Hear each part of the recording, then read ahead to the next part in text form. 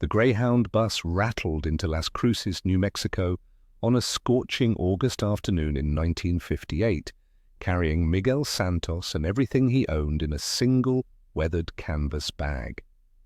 At 32 years old, he stood 5 feet 6 inches tall, with calloused hands that spoke of generations working the volcanic soil of Oaxaca's valleys.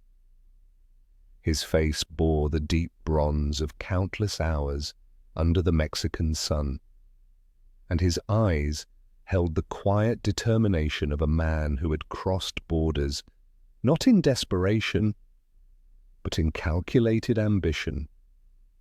The other passengers barely noticed him as they disembarked, just another Mexican laborer heading north for work. But tucked carefully in his bag, wrapped in layers of cloth to protect them from moisture and heat, were 30 pounds of pepper seeds that would eventually reshape American agriculture in ways nobody could have imagined that sweltering afternoon. Miguel's journey to New Mexico had been years in planning, not the impulsive flight of a desperate man, but the methodical strategy of someone who understood both opportunity and risk. His family had cultivated peppers in the Oaxaca highlands for 7 generations, developing varieties that thrived in specific microclimates and soil conditions. His grandfather had taught him to read the land like others read books, understanding how altitude, drainage, and sun exposure affected pepper development. His father had shown him the intricate process of seed selection, choosing only the finest specimens from each harvest to ensure genetic strength. These were not generic peppers found in any market, but carefully cultivated varieties that represented centuries of agricultural knowledge. Miguel had spent 5 years studying English, saving every peso, and researching American agricultural markets before making his move. He knew exactly what he was doing, even if nobody else did. The agricultural landscape of southern New Mexico in 1958 was dominated by conservative farming practices that had remained essentially unchanged for decades. Cotton ruled the fields, with alfalfa as a distant second, and most farmers viewed innovation with deep suspicion. The region's growers were primarily Anglo-Americans, whose families had worked these lands for generations, men who believed they knew everything worth knowing about desert agriculture. They planted what their fathers planted, used the same irrigation methods, and sold to the same buyers. The idea that anything valuable could come from Mexico beyond cheap labor was laughable to most. The local agricultural extension office promoted conventional crops and conventional methods, discouraging experimentation with anything that might disrupt established patterns. Into this rigid environment, Miguel arrived with seeds for peppers that most Americans had never tasted, and farming techniques that appeared primitive to eyes trained only in industrial agriculture.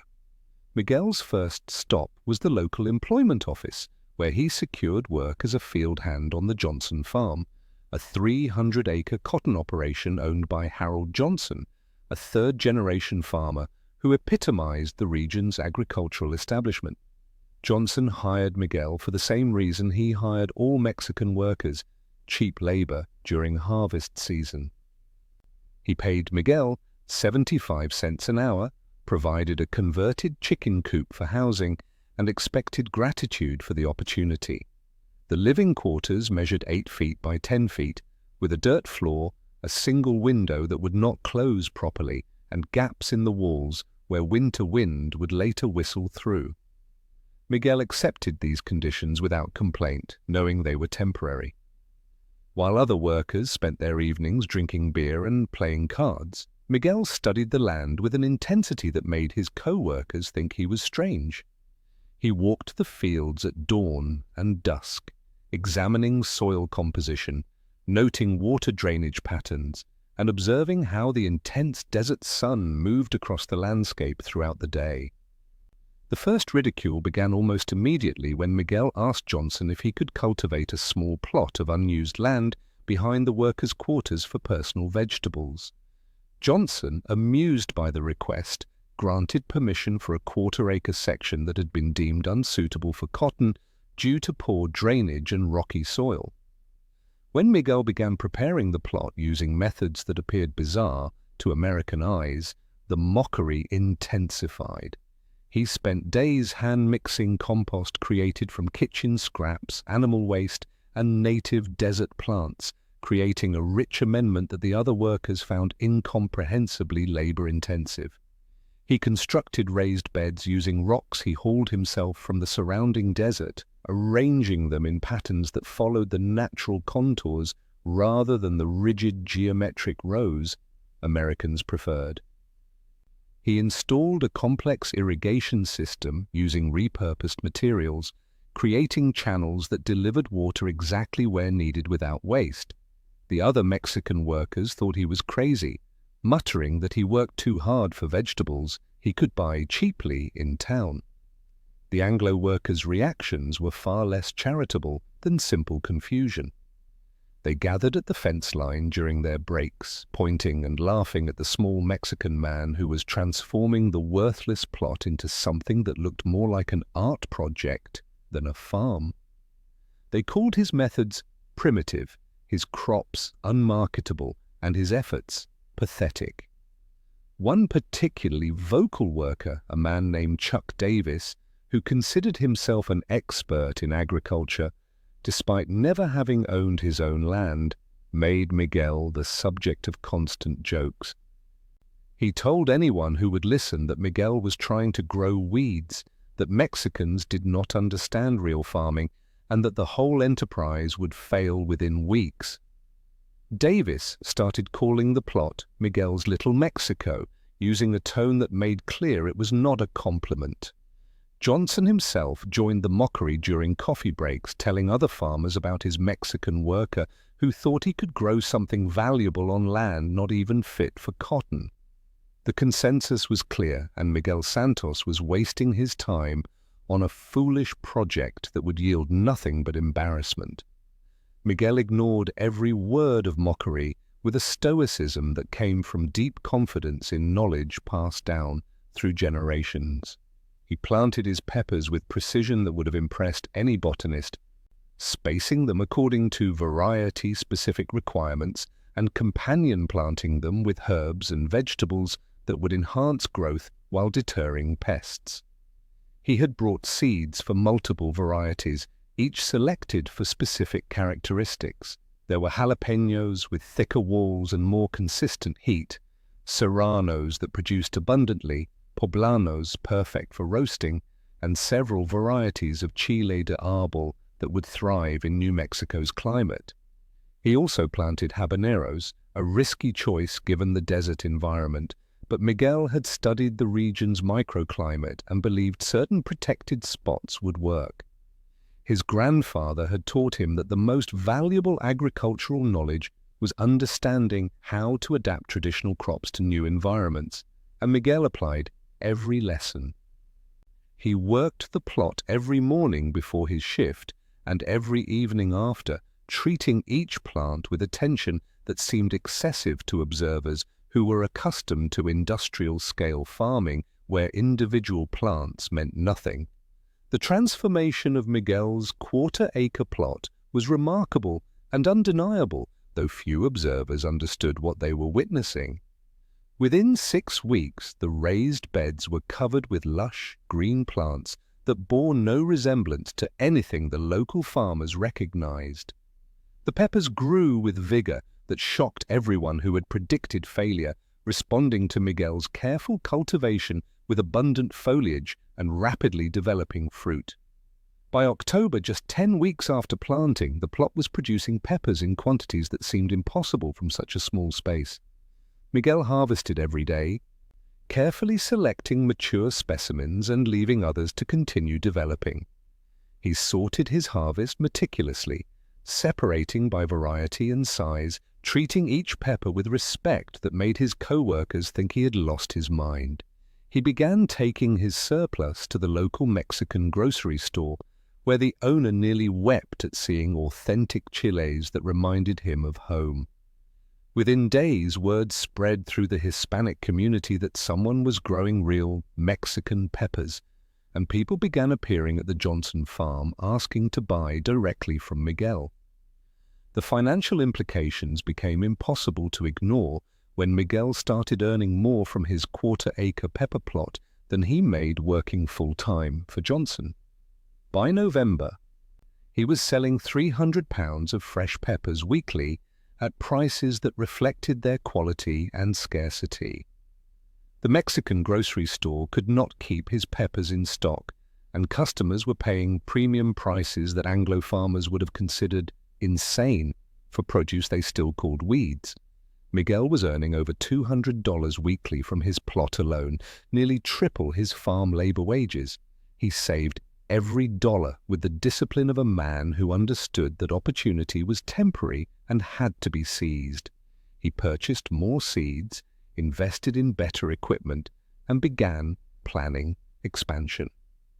The other workers noticed his growing prosperity and stopped mocking, though resentment replaced ridicule.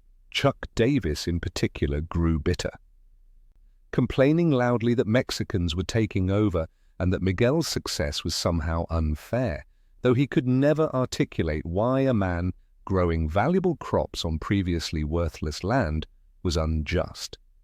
Harold Johnson's attitude shifted from amusement to calculation when he realized the economic potential of what was happening on his property. By December 1958, Miguel had earned over $3,000 from his quarter-acre plot, more than Johnson typically cleared from 10 acres of cotton. Johnson approached Miguel with a proposition that revealed both business acumen and continued prejudice. He offered Miguel 5 acres of marginal land in exchange for 60% of the pepper profits, framing it as a generous opportunity despite the exploitative terms. Miguel accepted immediately, understanding that 5 acres would generate enough income to achieve independence far faster than any alternative. He knew Johnson was taking advantage, but he also knew that arguing would accomplish nothing. His grandfather had taught him that sometimes you accept unfair terms to gain the leverage needed to eventually dictate your own. Throughout the winter, Miguel prepared his expanded plot with the same meticulous care, composting vast amounts of organic material and constructing raised beds that transformed 5 acres into a patchwork of perfectly prepared growing spaces.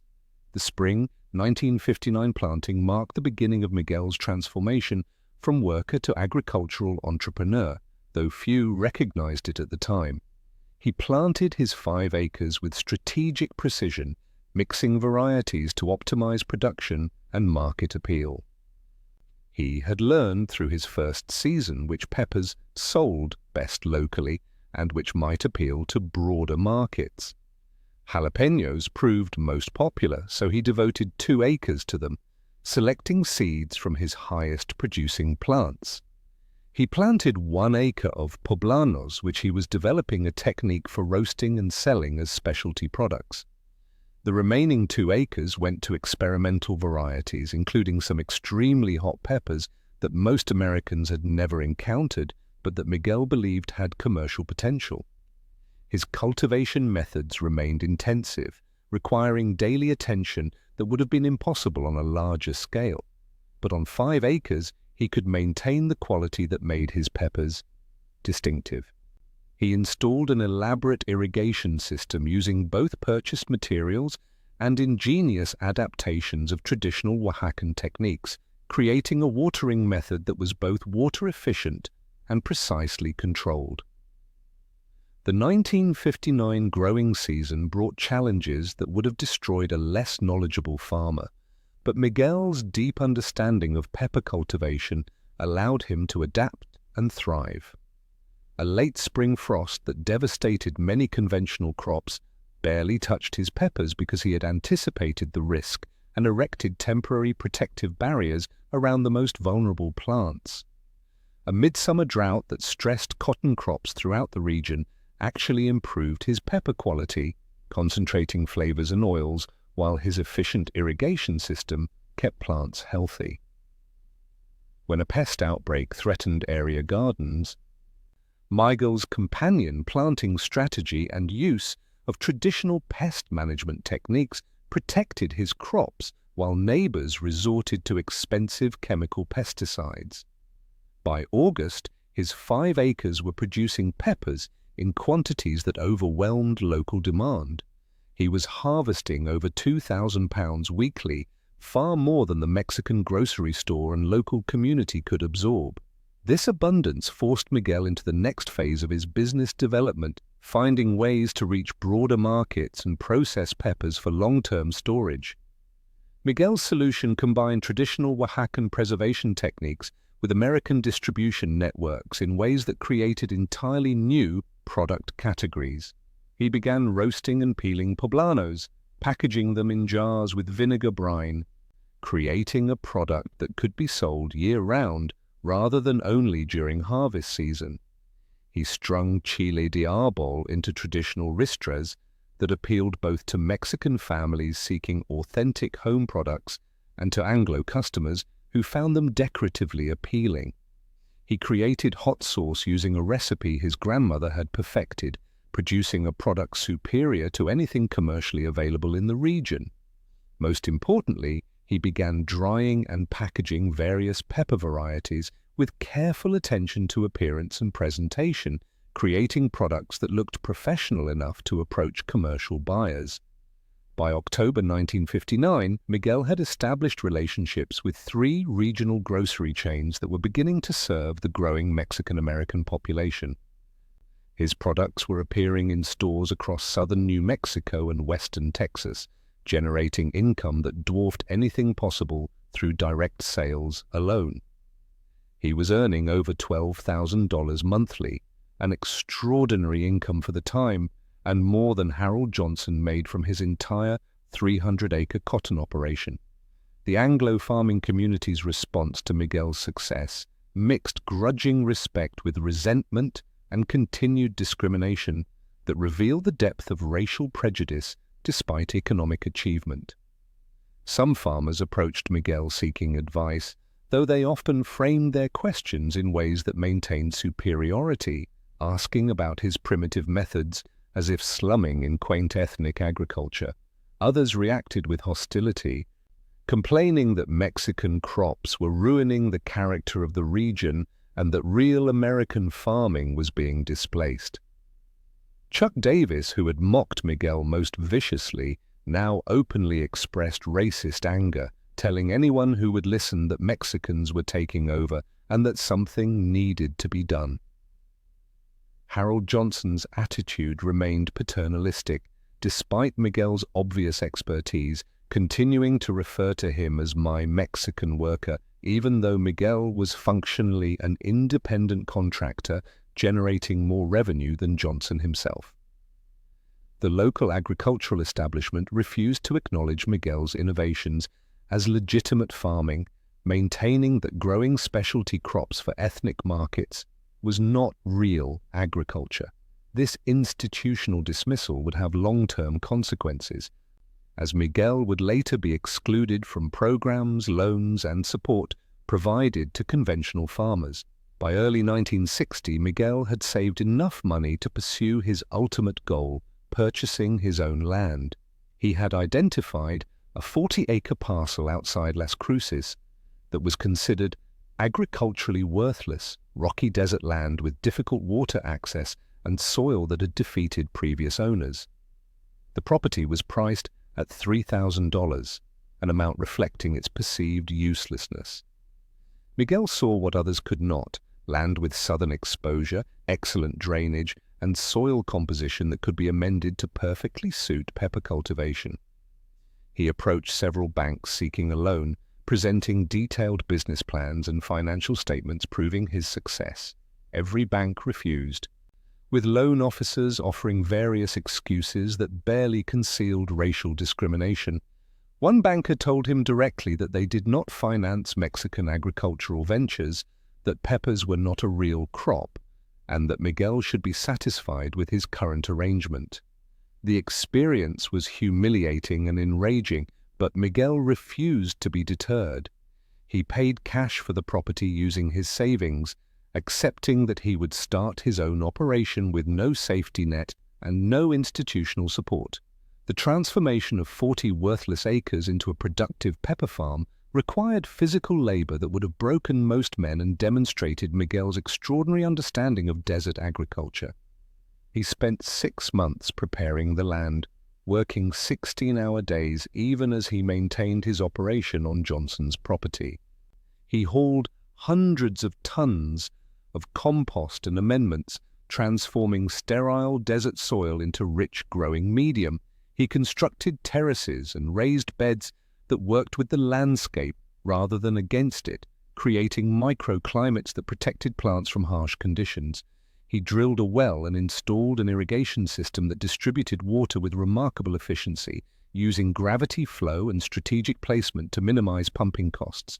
He built a small processing facility using repurposed materials, creating space for washing, sorting, roasting, and packaging. By spring 1961, when he planted his first commercial crop on his own land, Miguel Santos owned an agricultural operation that was unlike anything else in New Mexico. A farm designed specifically for pepper production using methods that combined centuries of Oaxacan knowledge with modern efficiency.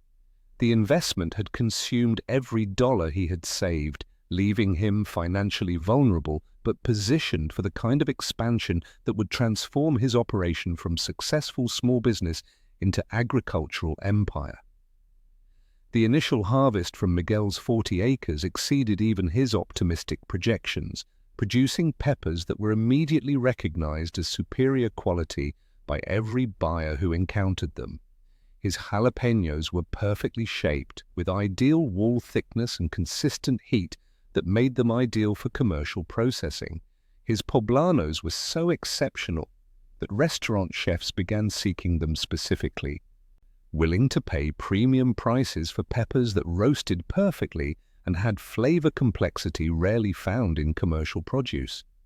His specialty hot peppers developed a cult following among the growing number of Americans interested in spicy foods, people who had never known such peppers existed until Miguel made them available.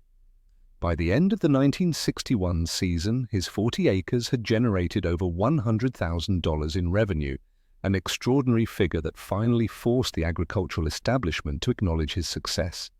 Buyers from California began approaching him seeking exclusive supply contracts.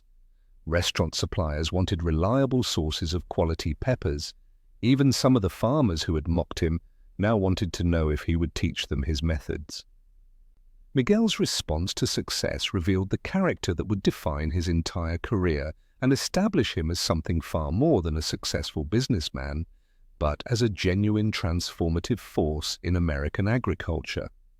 Rather than simply expanding his own operation, he began sharing his knowledge with other Mexican farmers who faced the same discrimination and limited opportunities he had encountered. He helped them source quality seeds, taught them his cultivation techniques, and connected them with buyers who would pay fair prices. He established what amounted to an informal cooperative, creating a network of Mexican pepper farmers throughout southern New Mexico and western Texas who supported each other and shared resources. This approach was both ethical and strategically brilliant, as it created a supply network that could meet demand far beyond what his 40 acres could produce.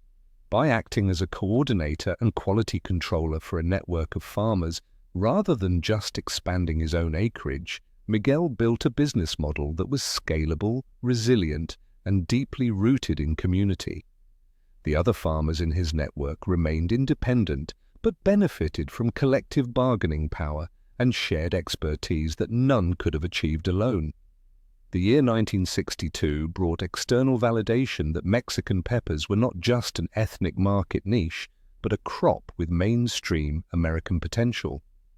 A major food processing company seeking to develop new product lines for adventurous consumers approached Miguel about contract growing.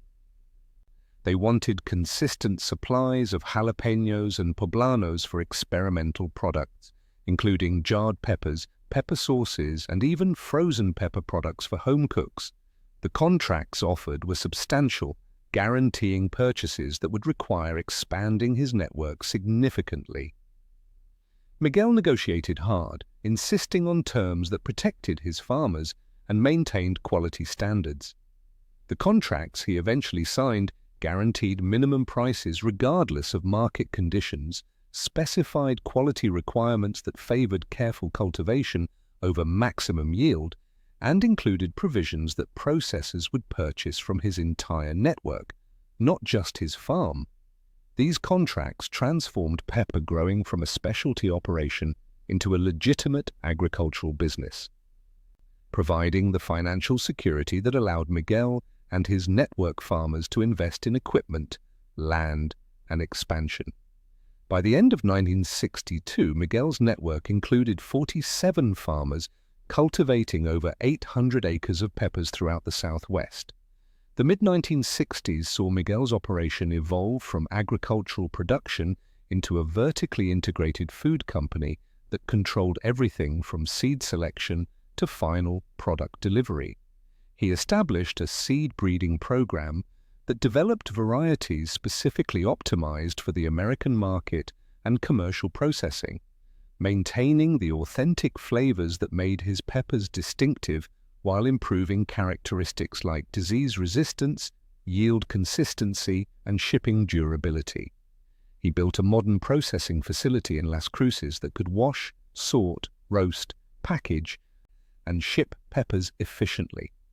He hired food scientists to develop new products that would appeal to mainstream American consumers, including mild roasted pepper products, pepper sauces with controlled heat levels, and even pepper powders for home cooking. Most significantly, he began marketing his peppers as authentically Mexican rather than trying to downplay their ethnic origins, betting that American consumers would embrace rather than reject cultural distinctiveness. This was a risky strategy in an era when ethnic foods were often marginalized, but Miguel understood that authenticity was his competitive advantage and that trying to make his peppers generically American would destroy what made them special. American culinary culture in the mid-1960s was beginning a transformation that would create perfect conditions for Miguel's business to explode from regional success to national phenomenon.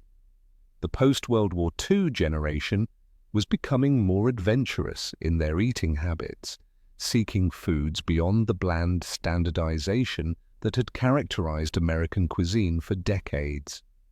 Travel to Mexico, especially border regions, introduced many Americans to flavors they found exciting and exotic. The growing Mexican-American population, now more economically powerful and culturally confident, was demanding authentic ingredients rather than accepting inferior substitutes. Simultaneously, the emergence of Tex-Mex as a distinct cuisine created mainstream American demand for products like jalapenos, which were suddenly appearing on restaurant menus throughout Texas and the Southwest. Miguel recognized these trends early and positioned his company to capitalize on them, but he also helped create them by making quality peppers widely available and by educating consumers about their uses. He produced recipe booklets, conducted cooking demonstrations, and worked with food writers to promote pepper-based cooking. The breakthrough that transformed Miguel's operation from successful regional business to national industry leader came in 1967 when a major restaurant chain decided to add jalapenos to their nationwide menu. They needed a supplier who could provide consistent quality and quantity at reasonable prices, requirements that eliminated most potential vendors. Miguel's network, now spanning 3 states and including over 100 farmers, could meet their needs. The contract required delivering over 1 million pounds of jalapenos monthly, a quantity that seemed impossible but that Miguel's network could actually handle. More importantly, the contract brought mainstream national attention to Mexican peppers, suddenly making them something millions of Americans encountered regularly rather than an exotic specialty. Sales of Miguel's retail products increased dramatically as consumers sought to recreate at home the flavors they enjoyed at restaurants. Other chains quickly added pepper-based menu items, creating a cascading effect that transformed market demand fundamentally. By 1968, Miguel's company was processing over 10 million pounds of peppers annually and generating revenues exceeding $3 million. The late 1960s required Miguel to transform himself from farmer and entrepreneur into corporate executive, a transition that he managed with the same thoughtful deliberation that had characterized every previous phase of his career. He hired professional managers to handle day-to-day operations, business school graduates who brought expertise in logistics, finance, and marketing that Miguel lacked. He established formal corporate structures, converting his informal network into a properly organized cooperative with legal protections and profit-sharing arrangements. He invested heavily in research and development, employing agronomists and food scientists who could systematize the agricultural knowledge he carried intuitively. Most importantly, he maintained the quality standards and ethical relationships that had built his reputation, refusing to compromise cultivation methods for cheaper production, and ensuring that farmers in his network received fair compensation that reflected their skill and effort. This commitment to quality and fairness, when he could have extracted more profit, revealed the values that drove Miguel beyond simple business success. The 1970s brought challenges that tested Miguel's operation in ways that success never had, exposing vulnerabilities in a business model dependent on immigrant labor and international relationships. Immigration enforcement intensified as political sentiment shifted against Mexican immigrants, and many of Miguel's network farmers faced harassment and legal troubles despite being legal residents. Some were pressured to sell their land at unfair prices by Anglo developers who saw opportunity in the region's growth. Miguel used his company's resources to provide legal support, helping farmers navigate immigration bureaucracy and land disputes. Trade policies began affecting agricultural inputs, particularly regarding seeds and agricultural chemicals that Miguel imported from Mexico. He responded by establishing domestic seed production facilities and developing organic cultivation methods that reduced dependency on imported inputs.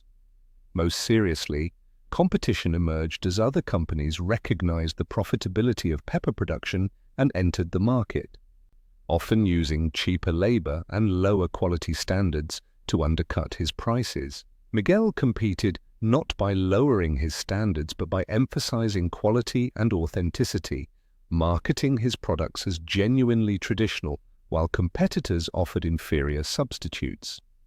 The expansion of Mexican cuisine from ethnic specialty to mainstream American food through the 1970s and 1980s represented the ultimate validation of what Miguel had built, though it also complicated his market position as larger corporations entered the pepper business.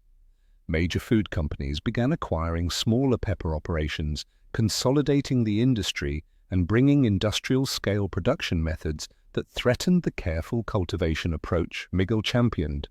Some of his network farmers received buyout offers that were difficult to refuse, tempting them to sell out to corporations that would convert their operations to maximum yield industrial farming.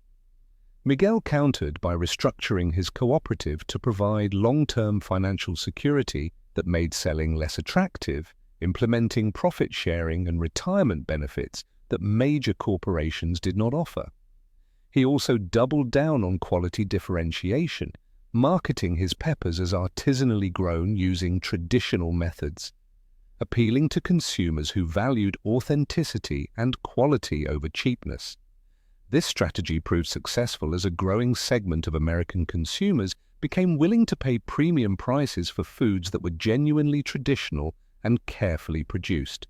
By 1985, Miguel Santos had built an operation that processed over 50 million pounds of peppers annually, worked with over 300 farmers across 5 states, employed over 700 people directly, and generated revenues exceeding $30 million. But these numbers, impressive as they were, understated his real impact on American agriculture and culture. He had fundamentally transformed how Americans thought about peppers, turning them from exotic ethnic foods into mainstream ingredients found in millions of homes. He had created an entire industry that employed thousands of people, mostly Mexican Americans who faced limited opportunities in other sectors.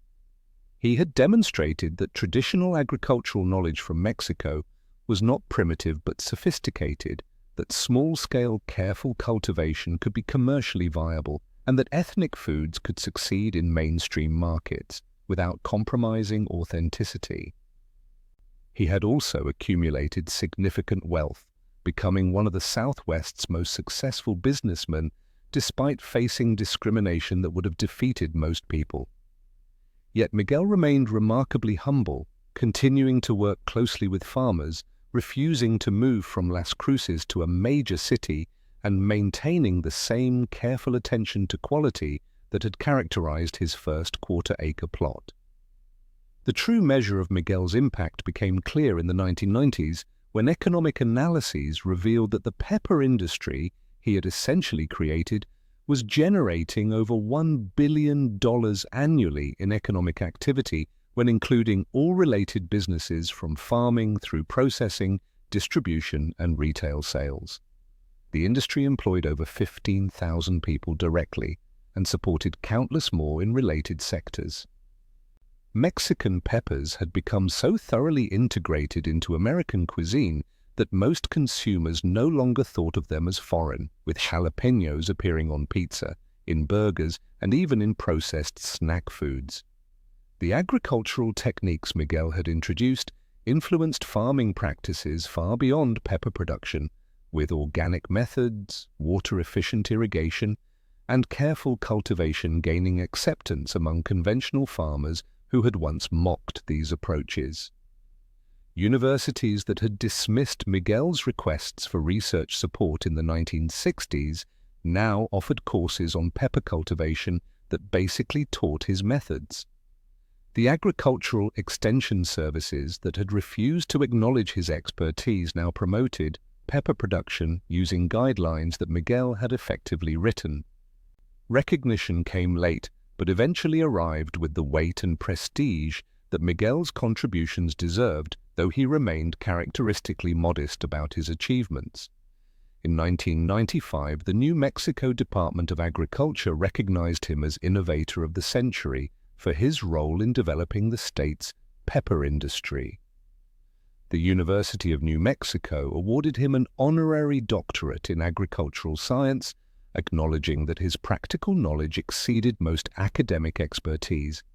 The Smithsonian Institution requested artifacts from his early farming days for an exhibition on immigrant contributions to American food culture. National business magazines profiled him as one of the most successful Mexican-American entrepreneurs in the country. Trade associations representing the pepper industry, which now included major corporations that dwarfed his company, acknowledged him as the father of commercial pepper production in America. Through all this recognition, Miguel remained focused on the cooperative he had built and the farmers whose success remained his primary concern. Miguel's retirement in 2000 at age 74 marked the end of an era, but not the end of his influence on American agriculture.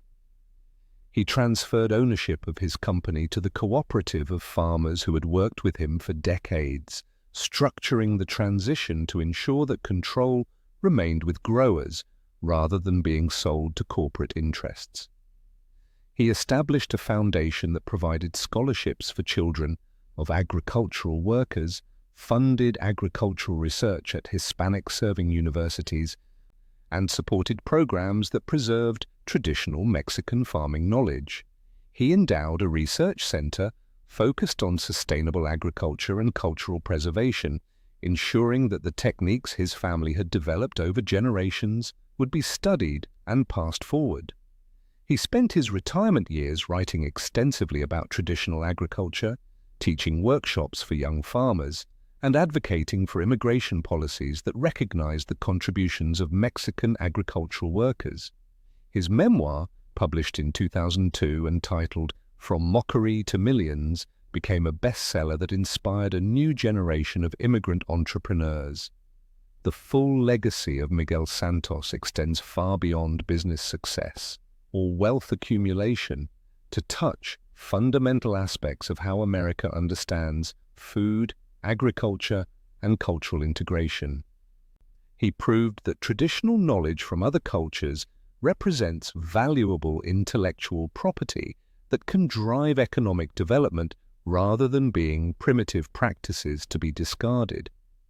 He demonstrated that small-scale sustainable agriculture could be commercially viable even in an era of industrial farming, providing a model that influenced the organic and local food movements. He showed that ethnic foods could succeed in mainstream markets without being degraded into bland approximations, helping pave the way for the celebration of culinary diversity that characterizes contemporary American food culture. Most fundamentally, he proved that immigrants bring more than labor to America, bringing knowledge, skills, and cultural contributions that enrich the nation in ways that transcend economics. The neighbors who mocked his Mexican peppers in 1958 lived to see those peppers become a billion-dollar industry that transformed their region. Today, decades after Miguel first planted his quarter-acre plot behind a chicken coop, Mexican peppers are so thoroughly integrated into American cuisine that most consumers never think about where they came from or who made them available. The pepper industry generates over $5 billion annually when including all related economic activity, making it one of the most valuable specialty crop sectors in American agriculture. Over 200,000 people work directly in pepper production, processing, and distribution, with millions more touched indirectly by the industry. New Mexico, once dominated by cotton and cattle, now identifies so strongly with peppers that the state question is red or green, referring to pepper preferences. The techniques Miguel introduced have been adopted globally, with farmers in dozens of countries using his approaches to improve their own pepper production. The cooperative structure he built continues to thrive, now in its fourth decade of operation, still prioritizing quality and fair treatment of farmers over maximum profit extraction. Miguel Santos died in 2018 at age 92, leaving behind a wife of 60 years, 4 children, 11 grandchildren, and a legacy that transformed American agriculture and cuisine. His funeral in Las Cruces drew over 5,000 people, including former presidents of agricultural organizations, corporate executives, researchers, and hundreds of farmers whose lives he had touched. The governor of New Mexico spoke, as did representatives from Mexico's agricultural ministry, acknowledging Miguel's role in strengthening agricultural ties between the two countries. But the most moving tributes came from elderly Mexican farmers who remembered when Miguel helped them buy their first land, taught them cultivation techniques, and connected them with markets that paid fair prices. They spoke of a man who could have become wealthy by exploiting others, but chose instead to build an enterprise that lifted his entire community. They remembered someone who never forgot where he came from or who had helped him along the way.